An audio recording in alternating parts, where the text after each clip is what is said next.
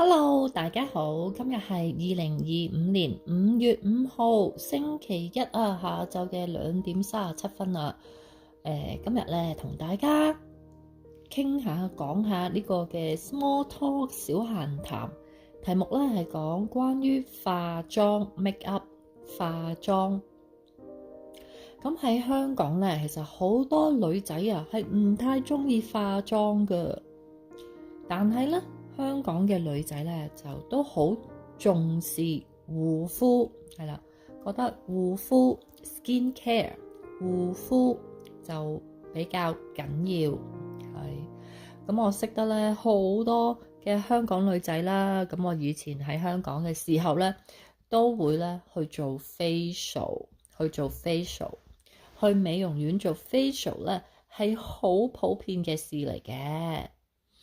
相反咧，日本、韓國、大陸好多女仔咧都好鍾意化妝嘅，所以如果你見到一個亞洲嘅女仔，佢係唔化妝冇化妝嘅話咧，好大機會佢係香港人。咁當然啦，乜嘢都有例外，都有一啲 exceptions 嘅。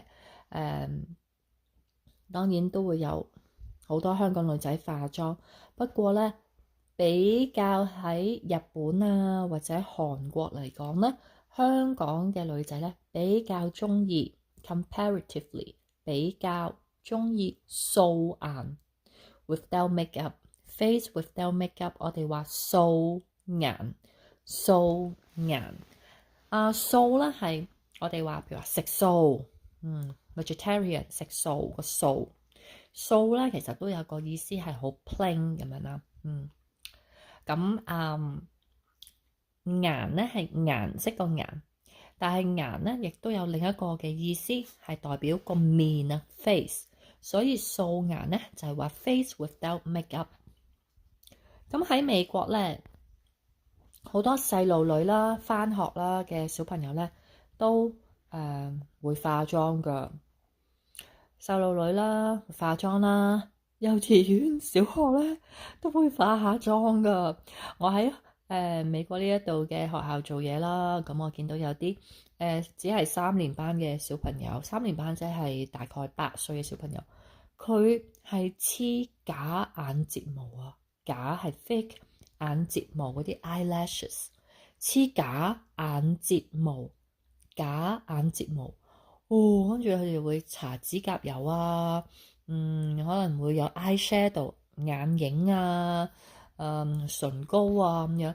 咁喺美國呢度咧，學校咧係可以俾小朋友化妝啦、染頭髮啦、dye the hair 染髮。咁呢啲全部咧都 OK 嘅，但係喺香港咧就唔得啦，係啊，喺香港咧學生係唔可以染頭髮，學生係唔可以化妝嘅咁樣。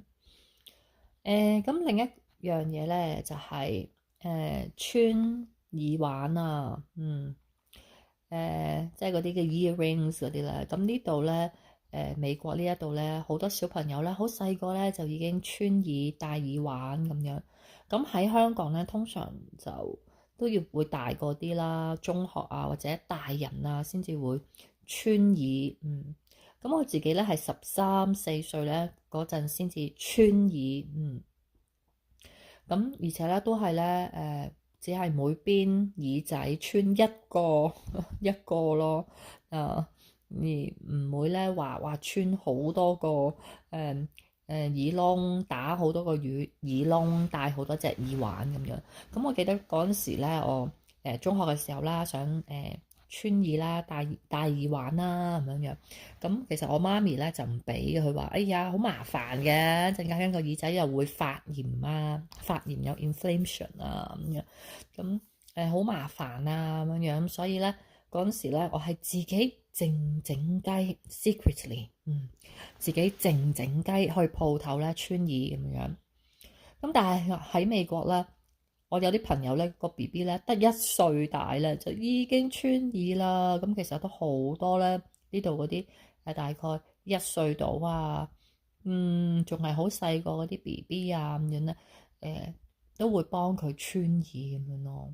咁我呢度有啲朋友咧，又會穿好多個耳窿啦，係啦，或者戴嗰個 nose ring 啦，鼻環，咁呢啲都好平常，好常見。但係喺香港咧就真係好少啦，我冇朋友係會戴鼻環咯。咁當然都會有人咁樣嘅，但係喺香港就係好少見，rare，好少見咯咁樣。就係咁樣啦。咁始終啦喺亞洲地區啦，亞洲嘅文化啦，會覺得咧，哇，打咁多個耳窿啊，戴鼻環咧，係即係會覺得有少少咧，好似唔係好正經啊咁樣咯，都有少少標籤嘅。咁但係喺美國呢度咧就冇人理你嘅，你自己中意就得噶啦，即係有我覺得都有幾大嘅一個文化上面嘅分別啦，係啊。咁你又係點樣睇咧？係啦，喺你住嘅國家或者地方點樣睇化妝啊咁樣啊？打耳窿啊，戴耳環啊，戴鼻環啊咁樣咧，咁你都可以同我分享下。咁啊，呢一集咧就係同大家講下女仔化妝啦，可能揾一集咧講下咧男仔化妝。其實咧，因為喺香港啦，好多嗰啲名人啊、明星啊、嗰啲 stars 啊、celebrities 嗰啲名人明星咧，好多男嘅啦都會化妝啊，咁所以咧喺香港咧都會多咗啦，係男仔會化妝嘅。咁我哋可能揾集咧講下咧。男仔化妝你又點樣睇呢？咁樣係啦，咁我今日咧嘅小閒談啦，就同大家傾到呢一度啦，咁樣喺度多謝你嘅收聽，我哋下集再見，拜拜。